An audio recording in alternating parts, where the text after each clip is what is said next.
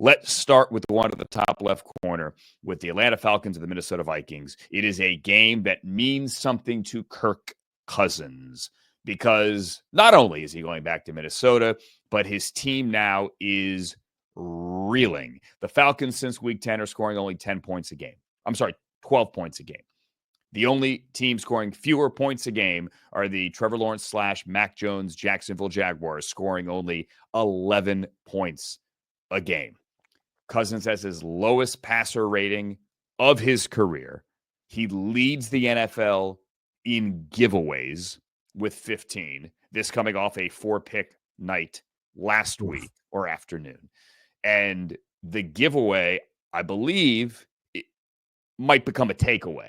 And that is someone is going to take away his job if he doesn't play well this week. I'm not the only one to say this, but I really do believe that Michael Penix is warming in the bullpen and he's getting that left arm ready. And that if they go on the road to Minnesota, a team that's going to blitz you, a team that's going to put pressure on you, a team that has a clinching scenario this week, a team that has won 5 in a row this week, a team that is as good as they are in the NFL in one-score games, at least in the NFC other than the Chiefs. If it ain't working this week, Raheem Morris is going to the bullpen. And if Michael Penix somehow leads them to a victory in Minnesota, then we're talking about veteran landing spots next week for Kirk Cousins next year.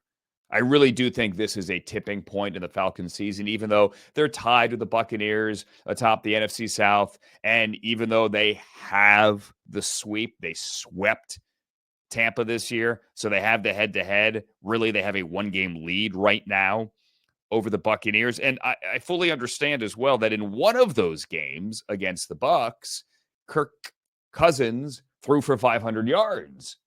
500. Like, he's the reason they won.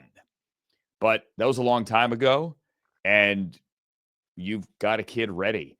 And I do think clearly, obviously, looking at the records, Minnesota's the better team. Minnesota's at home.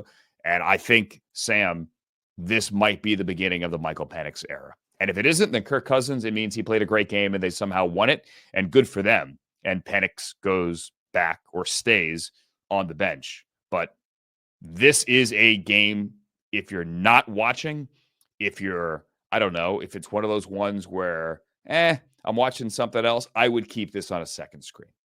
This game will come down to it. And frankly, last week, I thought I was a genius. There were 2 road teams that I thought surprisingly would have impressive victories last week. And it was the Chargers and it was the Cardinals. And the Chargers obviously ended up on the right end. And of course, that's against Kirk Cousins here with the 4 interceptions, but also the Cardinals. I thought the Cardinals played very well in Minnesota. There's something about the Vikings that it's not to say, and it doesn't matter if I or you believe in the Vikings, but there's something to the Vikings getting out of the chute the way that they did the start. And then there felt like there was a stumble. Obviously, there were 2 losses there in a row. They've reeled off the win streak, as you've said, but there's something there with the Vikings that feels different and not quite at that level.